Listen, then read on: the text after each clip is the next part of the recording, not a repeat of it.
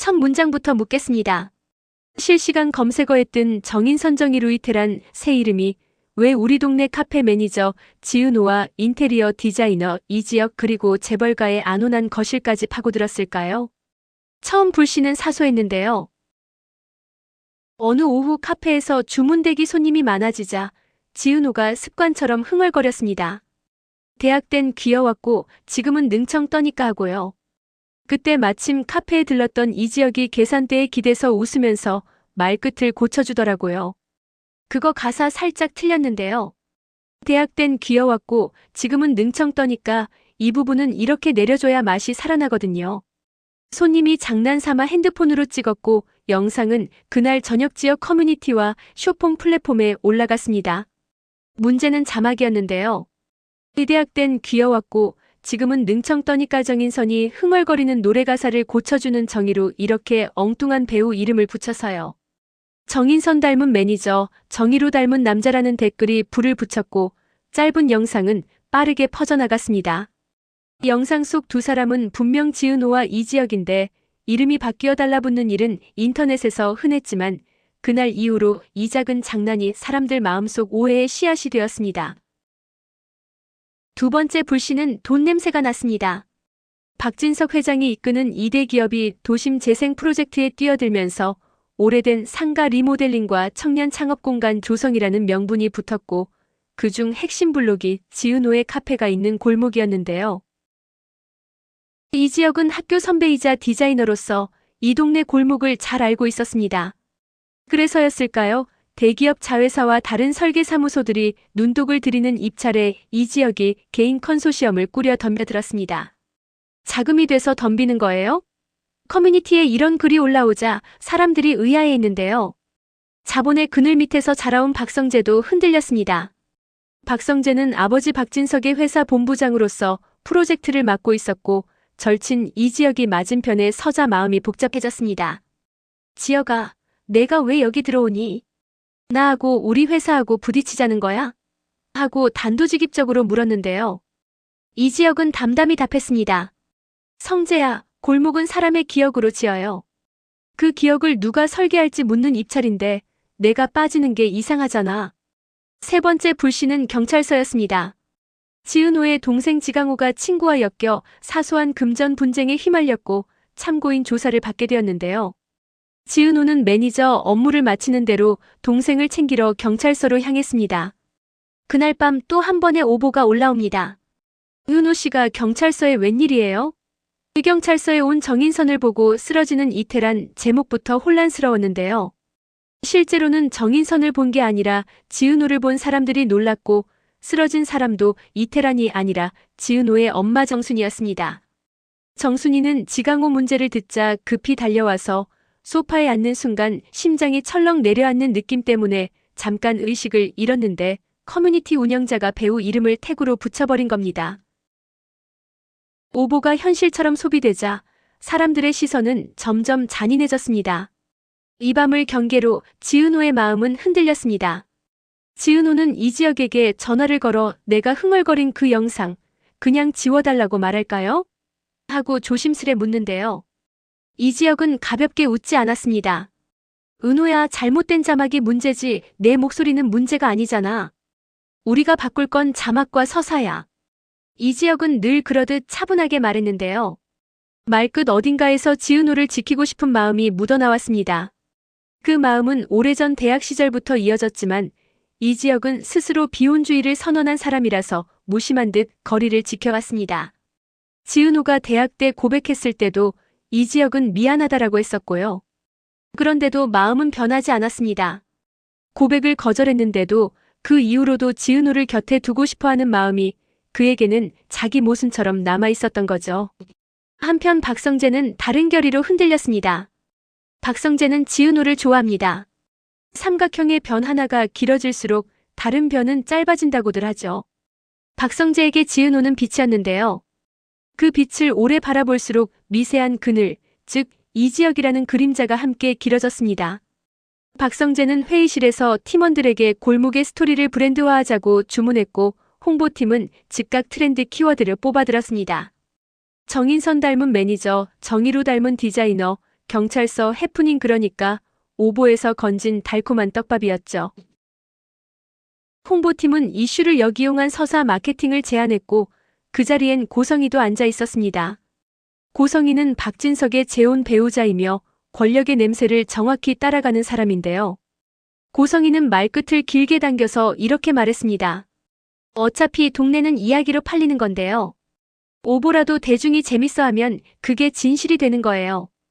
박진석은 호탕하게 웃어 넘겼지만 박성재는 눈을 감았습니다. 그 웃음이 불쾌하다는 걸 고성희는 단번에 읽어냈습니다. 이 지역의 입찰은 생각보다 탄탄했는데요. 작은 골목의 복원과 장기 임차인 보호를 전제로 한 수익 공유 모델을 내걸었습니다.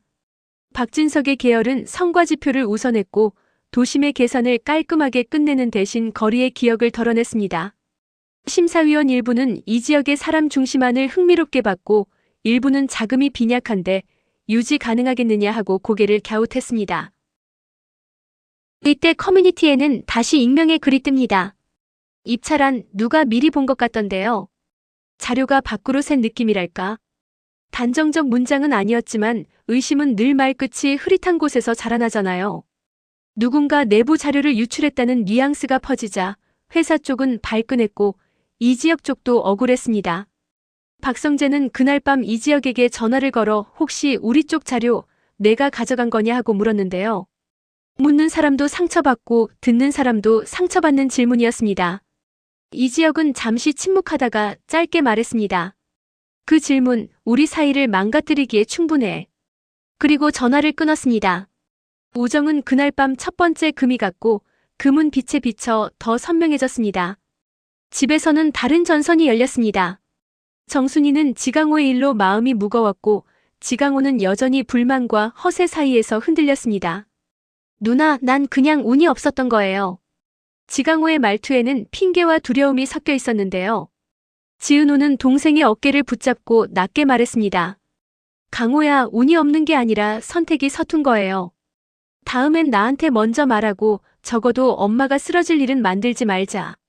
정순이는 주방에서 그 말을 들으며 눈을 감았습니다. 딸에게 기대는 엄마의 마음은 늘 미안함과 자랑스러움 사이를 오갔습니다. 그때 지은호의 핸드폰에 메시지가 도착합니다. 발신이는 이 지역 메시지는 짧았습니다. 내일 새벽에 카페 앞 골목 같이 걸을래요. 지은호는 망설였는데요. 그 망설임에는 과거의 거절과 현재의 소란, 그리고 미래의 가능성이 모두 눌어붙어 있었습니다. 같은 시각 박영란은 작업실에서 늦게까지 그림을 그리고 있었고 이지화는 차에서 그녀를 기다렸습니다. 이지화는 박영란의 운전기사이자 보디가드인데요. 두 사람 사이에는 묘한 공기가 생기고 있었습니다. 박영란은 유리창 너머로 이지환을 보다가 문득 메모를 꺼내 쓰더라고요. 누군가를 지킨다는 건 그 사람의 그림자를 먼저 이해하는 일, 그 문장이 마음에 박혔습니다. 이지환은 박영란가 나올 때마다 무심한 표정으로 문을 열어줬는데요. 어느 날은 조용히 물었습니다. 그림 힘들지 않아요? 박영란은 웃었습니다. 힘들다는 단어가 꼭 불행을 뜻하진 않잖아요. 그 대화는 짧았지만 오래 남았고 두 사람 사이엔 조용한 호감이 자랐습니다. 고성희는 그 기류를 눈치챘고 마음에 들지 않았습니다. 고성희는 박영란가 무선처럼 가벼운 사랑만 하길 바랐고 가문을 흔들 수 있는 감정은 철저히 관리하고 싶었거든요. 다음 날 새벽 지은호와 이지혁은 골목을 걸었습니다. 상가의 낡은 간판, 잠들지 못한 냄새, 아직 오지 않은 빛. 이지혁은 설계도를 접었다 펴며 말했습니다. 여기서는 철거가 아니라 봉합이 필요해요. 오래된 틈을 꿰매듯이요. 지은호는 고개를 끄덕였는데요. 그때 발걸음이 멈춘 곳에서 마침 지나가던 누군가가 또다시 핸드폰을 들이댔습니다. 어제 그 커플이다. 웃음 섞인 말이 흘렀고 그 장면은 또 하나의 짧은 영상이 되어 퍼졌습니다. 놀랍게도 이번 자막은 더 자극적이었습니다. 진짜 사귀는 거 맞죠? 그 순간 지은호의 마음에 두려움이 먼저 올라왔습니다. 이지혁은 그 표정 변화를 눈치챘고 고개를 숙였습니다. 미안해. 내가 앞에서 막았어야 했는데. 입찰 심사 중간 발표 날 회사의 홍보팀은 의도적으로 동네 이야기를 활용한 티저를 쏟아냈습니다. 골목의 정인선, 골목의 정의로 그 문구가 박성재의 허락 없이 나갔다는 사실을 뒤늦게 안 박성재는 홍보팀을 불러 호통을 쳤습니다.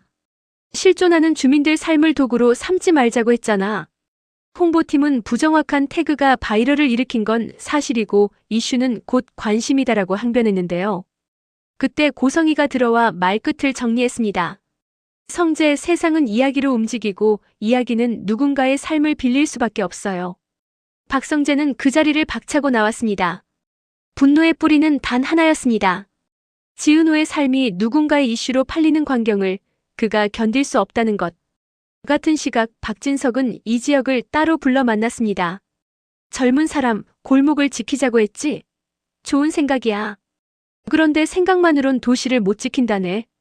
박진석의 목소리는 호탕했지만 말끝엔 시험이 숨어 있었습니다. 자금이 돼서 덤비는 거예요? 그 질문은 커뮤니티에서 나왔던 문장을 떠올리게 했고 이지혁은 긴 숨을 내쉬었습니다. 자금은 숫자고 골목은 사람입니다. 저는 숫자를 설득할 수 있고 사람에게 설득당할 수도 있어요. 그게 설계자의 일이라고 믿습니다. 박진석은 대답 대신 웃음만 남겼습니다. 그 웃음은 동의도 조롱도 아니고 두고 보자는 표식 같았는데요. 그날 밤 누군가의 메일함으로 익명 제보가 들어왔습니다. 입찰한 비교표 밖으로 돌고 있음. 내부자 의심. 익명은 늘 진실과 거짓 사이에서 춤을 춥니다. 의심의 화살은 엉뚱한 곳을 향했습니다. 꼬리를 밟히지 않으려는 누군가는 이지혁과 가까웠던 이름을 들이밀었습니다. 지은호가 카페 홍보 때문에 자료를 넘겼을 수도 있다. 근거 없는 소문이었지만 입이 모이면 의미를 가졌습니다. 지은호는 그 소문을 듣고 처음으로 크게 흔들렸습니다. 내가 그런 사람으로 보이나요? 이지혁은 단호히 말했습니다. 아니요. 당신은 그런 사람이 아니에요. 그러니까 우리가 증명하죠. 그런데 증명은 말보다 어렵습니다. 특히 고성희 같은 사람이 뒤에서 판을 조정하면 더 그렇습니다. 고성희는 조용히 누군가에게 전화했습니다. 자료 한 장이면 돼요. 반짝이는 의혹은 오래갑니다. 해명은 지겨워지죠. 그 목소리에는 권력의 냉기가 있었고 한때 가난을 벗어나는데 성공한 사람만의 확신도 묻어났습니다. 이즈음 조옥래와 김장수 두 노인은 벤치에서 낮 햇살을 나눠 앉아 한숨을 쉬었습니다. 조옥래는 손주들 이름을 한 번씩 불러보며 지역이는 마음이 고든데요. 고든 사람이 세상을 버티려면 등짝에 살짝 꺾인 흉터가 있어야 한대요 하고 중얼거렸고 김장수는 은호는 착한 아이지. 착한 아이가 도리어 큰 길 만든다니까 하고 맞장구 쳤습니다. 노인들의 대화는 오래된 나무 같은 위로였습니다. 하지만 젊은 사람들의 하루는 그 위로를 들을 시간이 별로 없더라고요. 중간 심사 프리젠테이션 날 지은호는 결심했습니다. 내가 말을 해야 끝나겠구나. 본인은 설계자가 아니지만 골목의 얼굴로서 말할 자격이 있었어요. 발표 말미에 지은호는 조용히 손을 들고 말했습니다. 저는 이 동네에서 카페를 운영하는 지은호입니다. 영상 속 가사도 제가 불렀고 그 가사를 고쳐준 사람도 제 대학 선배 이지혁입니다. 배우 이름으로 오해하신 분들이 계시는데요. 그건 재밌는 해프닝이었을 뿐이에요. 경찰서에 간 날은 제 동생 문제였고 엄마 정순이가 놀라 잠깐 의식을 잃었는데 기사에 다른 이름이 붙었더라고요. 저는 누군가의 자극적인 이야기로 팔리는 대상이 아니라 이 골목의 이웃이에요. 그러니까 제 이름은 정확히 불러주세요. 제 동네도 정확히 불러주세요. 그 방에는 잠깐 고요가 깔렸고 그 고요가 끝나자 작은 박수가 시작됐습니다. 박수의 크기는 작았지만 방향은 확실했습니다. 그날 밤 박성재는 술을 마시지 않고 이지혁에게 메시지를 보냈습니다. 내가 너한테 한 질문 미안했다. 이지혁은 답장을 길게 쓰지 않았습니다. 내가 너한테 듣고 싶던 말 그거였어. 둘은 그 다음 날 아무도 모르게 만나서 짧게 악수를 했습니다. 우정은 금이 가도 사람이 손을 내밀면 다시 이어지기도 하니까요.